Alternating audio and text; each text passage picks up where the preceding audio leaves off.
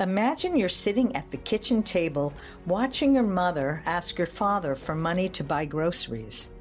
Not because there isn't enough money in the household, but because that's just how it works. The man controls the money and the woman asks for permission to spend it. Maybe you've heard yourself asking, why does money have to create this power imbalance? Why can't financial decisions be a shared responsibility? And more fundamentally, how do I make sure I never have to ask permission to spend my own money? Maybe you've tried to have these conversations with your partner. Maybe you've opened a separate bank account, started your own side business, or begun investing on your own. But here's the thing, having money isn't the same as having agency over money. And without a clear framework for how you make financial decisions together, money becomes a source of conflict instead of collaboration. It can make or break relationships. It can make or break families. This was exactly the scenario my guest today, Chaitra Vedullapalli, found herself in growing up in India. She watched her mother and grandmother navigate a world where women were expected to ask men for money, and she decided early on that was not going to be her story. If you've ever felt trapped by money instead of freed by it, if you've struggled to have open conversations about finances with your partner, or if you're trying to figure out how to use your money to create the kind of impact you want to see in the world, this conversation is for you. It's a conversation about money as energy, money as flow, and money as a tool for democratizing access. It's about redefining financial success not by the zeros in your bank account, but by the memories you create and the impact you make. Listen in. Welcome to Making Change with Your Money, a podcast that highlights the stories and strategies of women who experienced a big life transition and overcame challenges as they redefined financial success for themselves. Now here's your host, Certified Financial Planner, Laura Rotter. Welcome, Chaitra, to the Making Change with Your Money podcast. I will start like I always do with the question, Chaitra, what was money like in your family growing up? Thank you, Laura. What a great question. So excited to be with you. What was money like when growing up? I grew up in a world where women were supposed to ask money from men. That's just how I grew. I saw my mom ask, I saw my grandma ask, and I did not like it. I really didn't. I felt was money should be a responsibility for both the parties as you build the wealth for the family. So I think that was my first paradigm shift. I felt it shouldn't be a men versus women. It should be a family goal, and it's a responsibility, and you need to have a plan for growing your money together. So for me, finding a partner, finding that philosophy was a very important thing as I navigated my world when I was young.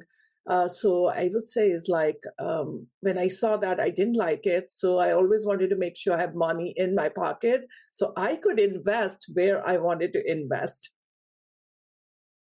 Interesting. I can see and hear from you that culturally, that was not the paradigm that it's shared among a couple, and that it's not just the responsibility of the husband.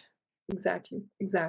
But I think I changed that one, and I think my husband and I, we sat down and talked through that one, and that one was a very important conversation, the day one when we married, saying that how do we build wealth together, and what is the responsibility of each one of us as we move through our life, and how do we think about the collaboration for money, because it's a very powerful energy. And if you don't know how to do it, it can make or break a relationship.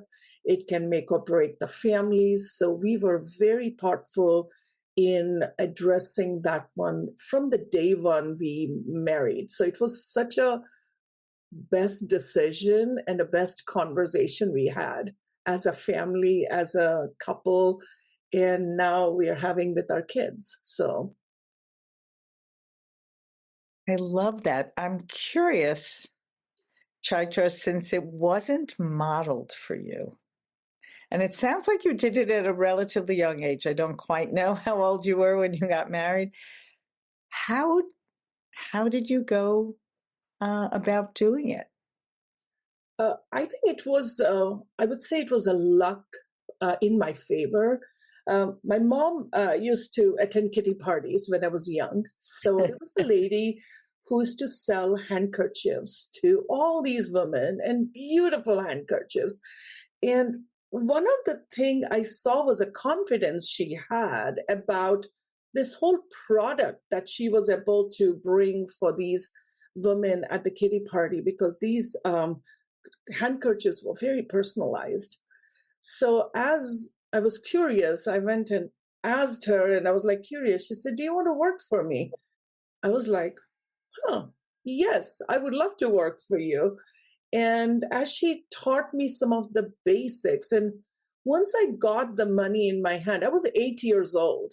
Okay, so Oh my. 8 years old, she said, if you sell this handkerchief, you're going to get this much money. And I didn't know, but the first time she gave me the cash in my hand, I could go and buy what I needed without getting any permission from my parents. That one was a magical moment. I was like, wow, that is so cool. And she said, if you can bring a group of your friends, you can get more money. And I was like, whoa, that's a collaborative effort. So then we got more. And then we were able to save money for our friends to go have dinners or ice creams or whatever we wanted without asking permission from parents. That's when I realized, oh, you need to have an agency over money. And the agency over money brings a lot of amazing access to the world. And that's where the door opens very quickly. If you have money, you invest, the door automatically opens. So that was kind of my aha moment. And I think I have found a way through my entire life to make sure I have an agency over my money. So I love that you were an entrepreneur at the age of 8. yes, yes. And where did you grow up? Where was this? I grew up all over India. I grew up in the north, east, west, and south part of it. So, I came from the army background. So a lot of the courage was there, confidence was there. It came with the culture because we had to navigate every 2 years into a different place. So I'm not afraid of people, and I'm not afraid of money. I feel like those are the most powerful learnings. And my grandmother used to say, if you understand money, you learn about money. If you learn about people and understanding, and the last is you need to know who you are, how you govern these two, then that's when no one can really mess with you. No one can mess with your head. So over the last few years, I'm so blessed to have a very powerful grandmothers who have taught me how to really lead with empathy, compassion, access, but also agency over money and agency when it comes to with how you show up in the community. So I'm hearing that you have supportive women in your life. I'm also hearing that you have a supportive husband in your life. Is that correct? Very, very. I'm blessed, very blessed to have a very powerful, thoughtful, and intelligent human being. We are married for 30 years, so it's just, without him, I don't think I would be here where I am. It's one of those relationships you treasure, you respect, and you bring the best of each other and sometimes the worst of each other. Of course. You become so good at how you navigate But when I look at like the broad stroke from a 30 years, having someone like him in your life was definitely a game changer for me personally. So a lot of gratitude for his contribution. Yes, and that he was open to the conversations you said you proposed when you first got married of having open communication about money, which I'm sure you know can be relatively unique because it's such a loaded topic. So Exactly. and from a culture that perhaps didn't encourage open communication about money between spouses. Absolutely. My dad is also very good at that. And I think he has modeled as a very strong male ally.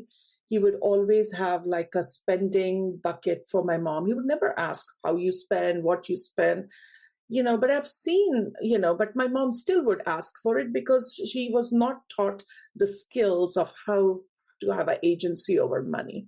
And, she's still working through it. But my dad was very good. So that kind of gave me a lot of confidence of how to have an agency and a conversation about money. But when I came into a relationship, it was very similar. Like he would never ask me why I spent, what's the reason behind I spent. The thing is we both respect, like if we are spending, it is responsibility of how we spend. I don't think we have gone and spent anything like frivolously. It's because it really meant and it was something emotionally important and we respect each other. So that one kind of was one of the, I would say, handshake between each other. And we'll have a lot of transparency when it comes to money on why we spent what we spent. So that kind of conversation is very beautiful. Like we won't have pointing fingers at each other. And I think I've seen a lot of couples fight for it, and it is painful. It's more painful than a personal flaw, but when it comes to money, it is personal. Yes, I certainly, as a financial advisor, have experienced members of a couple pointing fingers at each other, and it isn't comfortable to witness. And what I'm hearing you share also is that you and your husband have similar values and Yes. similar, and so those values inform the way you make your spending decisions. So, and now I'm putting words in your mouth. You didn't quite say this, but perhaps it's an easier conversation. Very easy. Money is not the place where we struggle at all having a conversation because we have our investment formula, which is kind of a strategic framework for the family. So we evaluate and design our wealth building moves that we do. And the way we look at investment is how we turn capital into influence, even assets into access, or investments into impact. So we have that model that we have for us. Now we are, bringing our kids into that conversation and ensuring that, they also have a common language we all talk about. Because every dollar we invest, we go through that lens. It really helps us the formula helps us make the investment decision very easily. Oh, please say more about that. Yeah, so the framework or the formula that I use is called as INVEST formula. So the first one is the income stream. Like, if I am investing something, does this investment generate monthly or quarterly income? Like, can it fuel your lifestyle, right? It's like a income stream, cash flow piece. A second is network leverage. Does it expand access to decision makers or new capital or collaboration opportunity? So you have that. And the third one is the value growth. Will it appreciate significantly over time, or does it outperform inflation or market shifts? So we kind of look at that. Exit strategy is it clear to cash out or reinvest the money? How will this asset actually unlock liquidity or impact? The next one is security. How protected is this principle?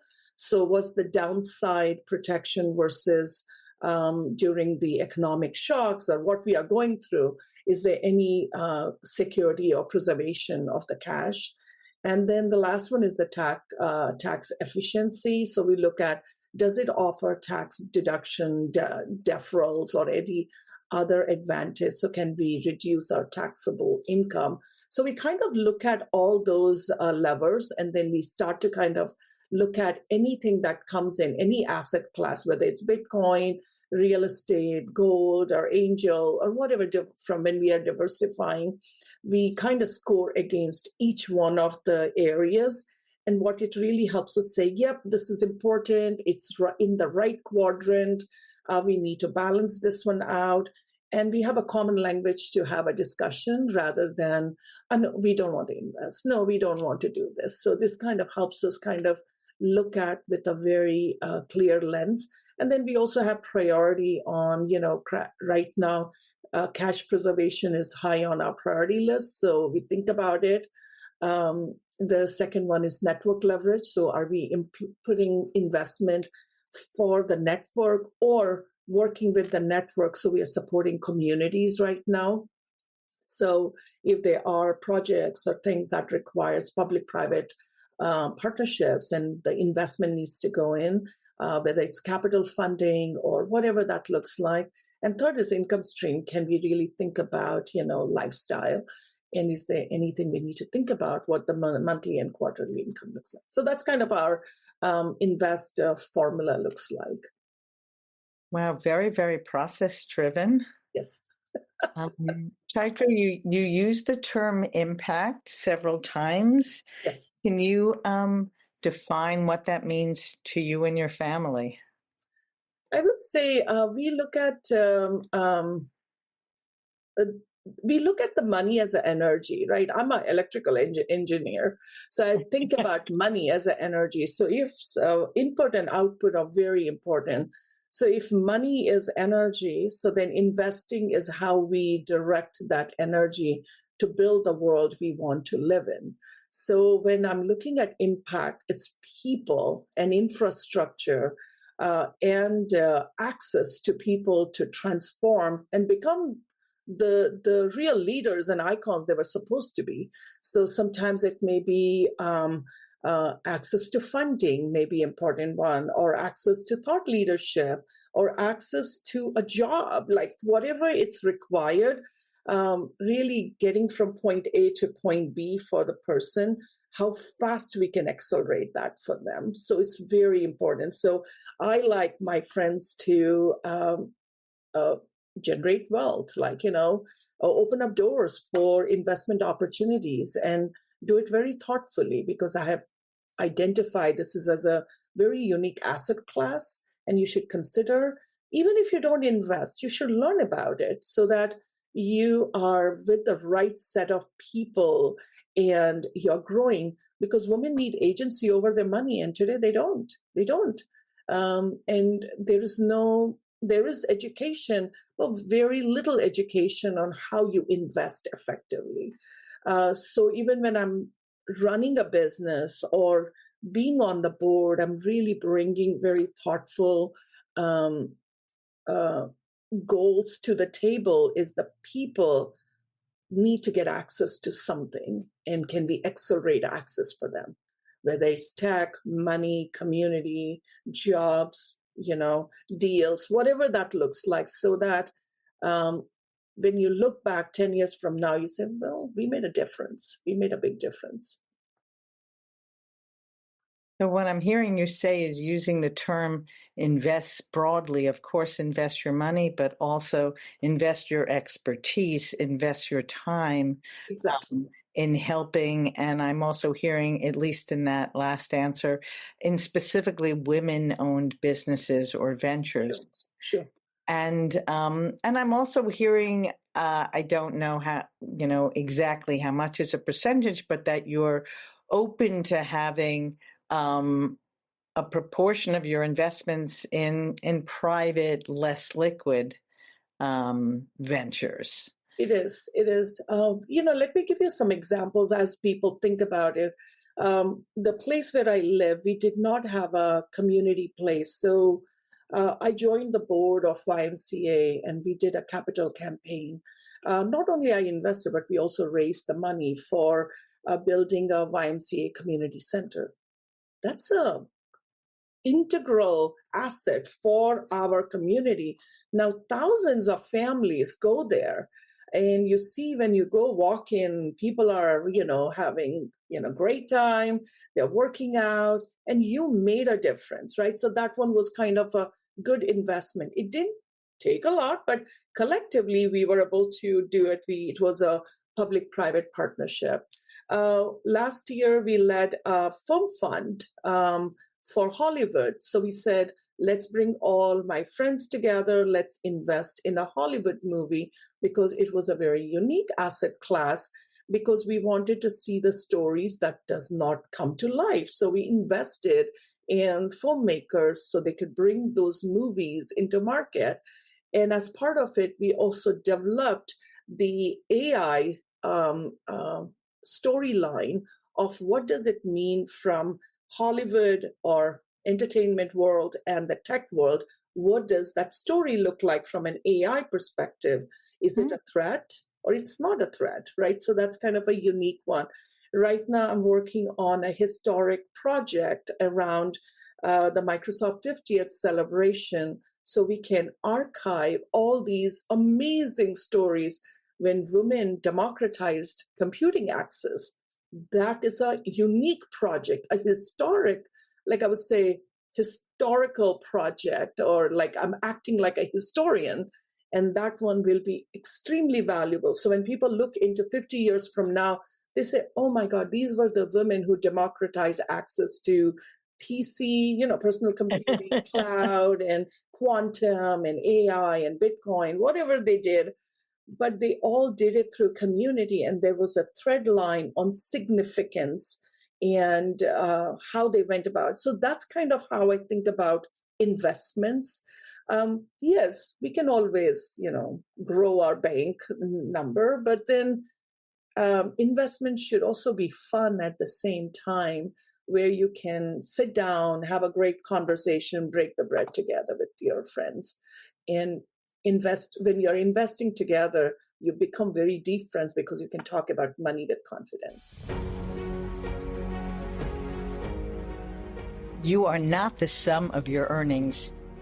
You are the sum of your yearnings.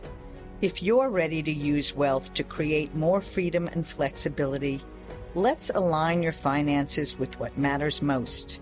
Together, we'll build a plan that balances your scarce resources of energy, time, and money, so you move forward with clarity, confidence, and less stress towards a life of true abundance. Learn more at www.trueabundanceadvisors.com and schedule a short conversation. I love that. I've run a workshop for an organization called Invest for Better, which is exactly about teaching women both about their finances, but just as importantly, how your finances can be used to make a difference in the world. And one of their sub-courses is on angel investing. And I think also I've been involved in Impact 100, which is a group giving organization for women. So it is charitable dollars and not investment dollars. And exactly what you just said, you get to know people better when you're sitting around a table and evaluating grant applications and getting to know both the needs in the community as well as the organizations that are there to help provide the needs. And it's, been a great experience for me. So Chaitra, this is a podcast about women who've been through a big transition, perhaps a career transition. And I know you to have had a 26-year career in the tech industry as a woman, which is unique in and of itself. And then you left to be more of an entrepreneur. Can you sort of say, tell us about what that transition was like and how Absolutely. I would say when I look at my life in tech, when people listen to it, it feels like a fairy tale story. And yes, it is fairy tale because we made it as a fairy tale, right? So, but the thing is, When I entered the tech, I would say it was in 1995. But what inspired me to get into tech is Microsoft talking about democratizing computing access to a billion people. That was the reason, because being an electrical engineer, that was the closest I could see is electricity could touch a billion people, not software. And I was like curious is how can something be that powerful? So my vision for myself is I want to work on projects that unlock access for billions of people or billions of stuff. Like the B needed to be next to my name. So my all the work I did was to really see if I can work at Microsoft. Seriously, that was my desire and ultimate goal, and I accomplished it. So I'm very happy I did that one. But I moved into Microsoft. First, my job, I got into Oracle, and I got to work on how software is created, how software is sold, how software is sold through channel, and how does the decision is made at the Oval Office level, because I was part of the Oval Office and I knew all the details of how the price list was created and the discussion and the details about it. And I was one of the youngest, executive who moved from like a consultant into a director in less than, I think, 4 or 5 years. And nothing has heard about going from this one to an executive Oval Office. So that kind of helped me grow and learn a lot and also talk about money in multi-billion-dollar kind of contracts. So that was my first leap from going into saying, yeah, I can do the consulting small projects, but moving into that one was a big leap because I didn't think I had any credentials to be in the Oval Office talking about pricing and licensing because I didn't have background. I just was an electrical engineer who knew how the electricity flows, but I could look at servers and, systems and how all these things are connected. But I was a huge value asset for them to build their investment guide for software because I could think about, how databases are organized, how the data is moved. So I was like kind of able to kind of provide very much good analogies on it. Then Microsoft came and said, we want to get you on our team. Oh my God, that was like like a dream come true because I was in Singapore traveling. And when that conversation happened, I was like, I cannot tell you. I was like on the seventh heaven that day. I was like, wow, I get to really work on billion-dollar strategies. And I worked there. And then my corporate vice president, he said, I have a project. It was 2008. He says, we need to democratize $1 billion in revenue for Microsoft through a partner channel. And I was like, when it's frozen, it's high recession, we need to open up access to people spending money in software. This is, yeah. And that helped me understand the mobilization strategies and enablement strategies because we had to touch all the 50 to 100 countries at the same time, go through all the markets and bring that offer. And that really taught me how $1 billion is created, mobilized, unlocked.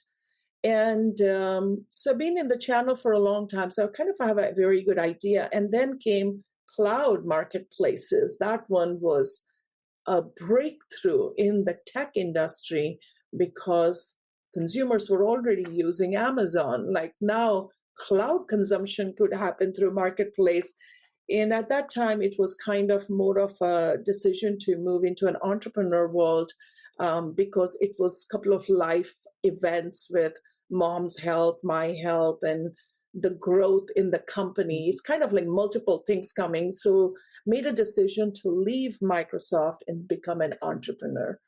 And I felt like I was at the starting point as when I was in 1995. I'm like, I don't know what I am doing. There's no access for women as a founder to really leverage cloud marketplaces and really build $1 million business. And that helped me build was the first community called Women in Cloud to really democratize economic access, focused on preparing women on how to lead in the tech and then how to use access points to grow your company, grow your career, and get visibility, get distribution. So built a go-to-market engine for women so that everyone could scale. So we became a platform for skilling, platform for visibility, platform for business building, platform for thought leadership. And then I realized, oh, the fund is the next one. So I'm like now in the journey of making a leap into building $100 million fund over the next 10 years. Once this project is done, kind of going into that one. So I'm learning how to do it because becoming a venture capitalist is a whole new project by itself, yes. A whole new language. But I feel like I'm gaining every day. I'm learning and I'm capturing and participating in $100 million funds. So once you participate, you invest, and you can also create one because those leaders want you to do that because they want you to really take their legacy and move it forward. And I want to be one of those leaders to really respect what they created and move it forward and develop more leaders who are unlocking access to money. So that's kind of my journey. So you are a woman with a lot of vision. I hear you celebrating in your voice the learning, the lifelong learning. Chaitra, what skills that you learned in corporate are you bringing forward did you bring forward into this Women in Cloud venture, and you're bringing forward into this venture capital silo in your life? I know you said early on you're good with people. You moved around a lot when you were younger. You're an electrical engineer, so a sort of a systems person. What else would you say are the skills that you have that are helping you? I think coming from corporate, when you think about corporate world, the discipline and precision is what they focus on. In alignment, leadership alignment, people alignment, money alignment, everything. It's one of the most amazing skills you acquire because when you're investing, 10 million, 50 million, 100 million in any projects, there's a high rigor and a discipline. And it's the same discipline as when someone is preparing for becoming an Olympian or, it's a very similar discipline. So preparing, it's not a plan, but it's a preparedness to execute a plan is what an enterprise ecosystem teaches you. So when I see people who have coming out of enterprise and when I want to do business with them, I feel so good because it's a common thing, common mindset is alignment.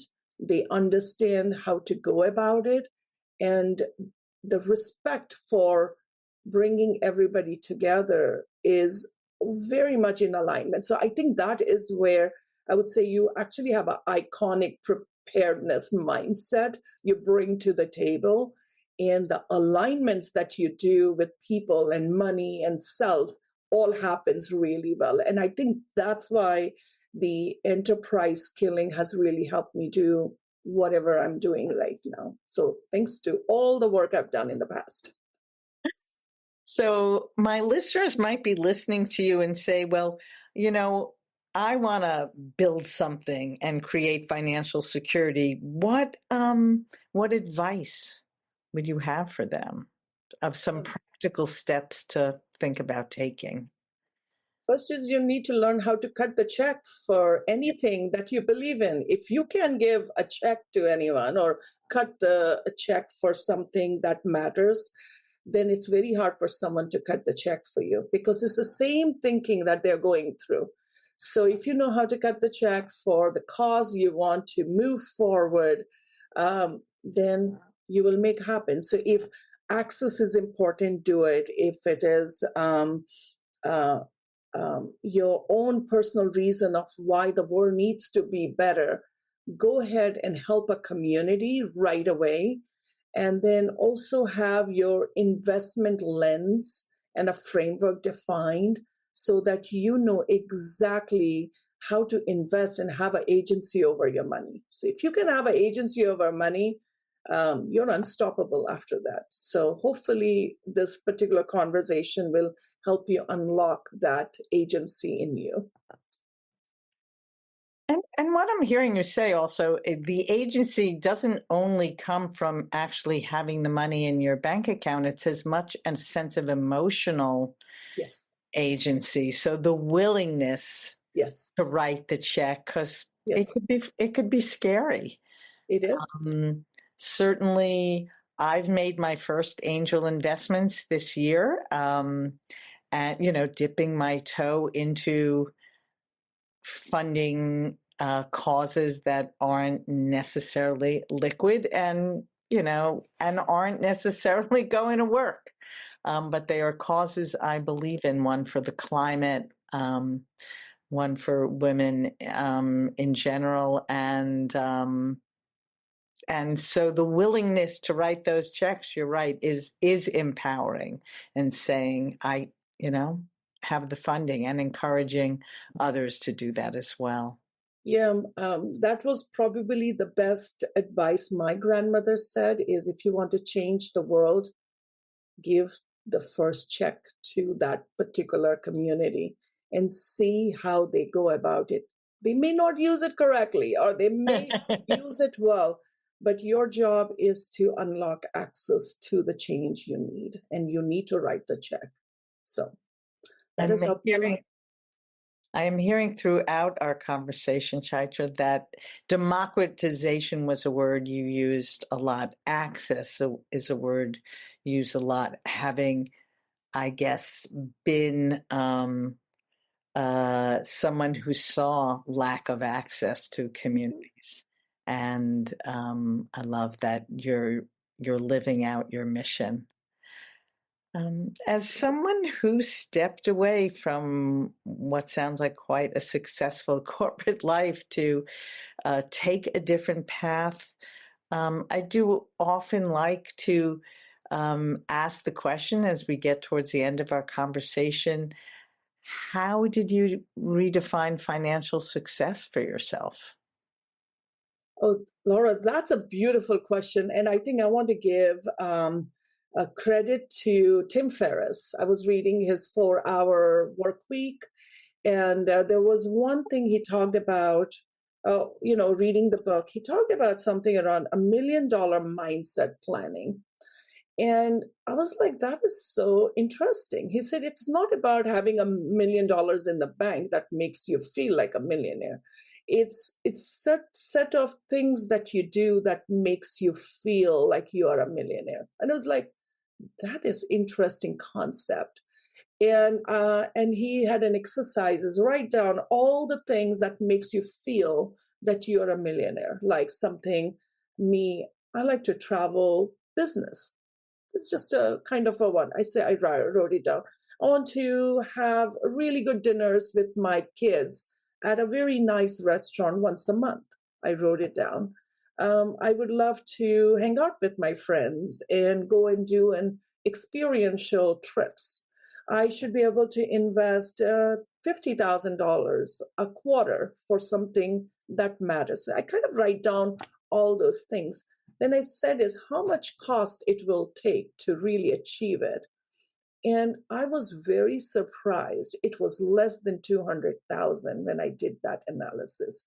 My jaw just dropped. I was like, oh, that is very interesting. That means if you get this kind of the base money in your account, you can live what you want to live.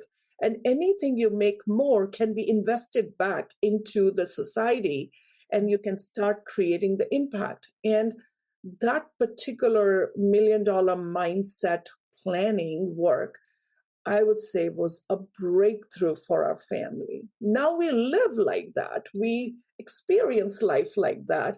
And every year it changes a bit. But overall, I feel like there's no stress in your life. It's not about how much zeros is in the bank account. It's, are we creating enough activations or memories in your life that makes you feel you lived $1 million life? That's kind of the work we did, and it was breakthrough. And after that, any leaps I made, it was not very stressful. So I hear that formulas play a big role in your family's relationship to wealth, whether it's that formula you just shared that is great from Tim Ferriss of writing down the cost of the things that make you feel like a millionaire and coming to the recognition that it's not that high, as well as your invest formula and how you sit down and evaluate where you put your money and time and energy. Thanks so much for sharing that with us. Is there anything else you want to make sure you share before we come to the end of our conversation? First is thank you for having me here and allowing me to share this. This is not a common topic I talk about in the tech industry.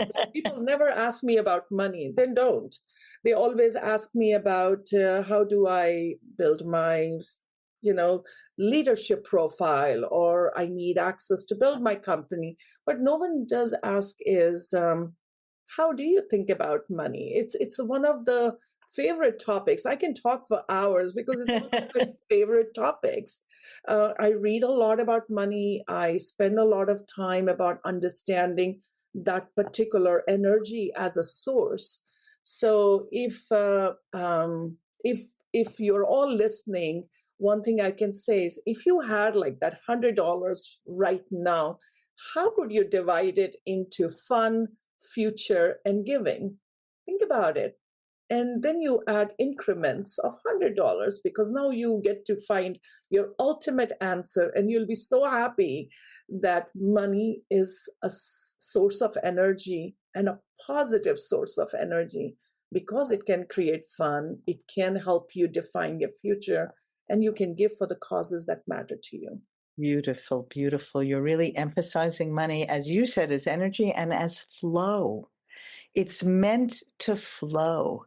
It's not meant to sit in a bank account so you can look at it every once in a while, though you have said, and I agree, looking at it often is helpful. And it's meant to be shared. It's meant to help others grow. It's meant to express your values in the world and not just sit and, be held on to with all one might. Exactly. Nobody should be paying 20% in interest for borrowing the money. No one, not a single one. If you have those credit cards, get it out of your system as quickly as possible. That's Exactly. my fun thing, Laura. Have a relationship with your money and use your money to express your values in the world, which includes, as you said so beautifully, having fun. Yes. Thank you so much for being my guest. And I look forward to continuing to watch you build your mission in the world, Chaitra. Thank you, Laura, for having me here. Appreciate it. Thanks for listening to Making Change with Your Money. Certified financial planner Laura Rotter specializes in helping people just like you organize, clarify, and invest their money in order to support a life of purpose and meaning. Go to www.trueabundanceadvisors.com/workbook for a free resource to help you on your journey. Disclaimer, please remember that the information shared by this podcast does not constitute accounting, legal, tax, investment, or financial advice. It's for information purposes only. You should seek appropriate professional advice for your specific information.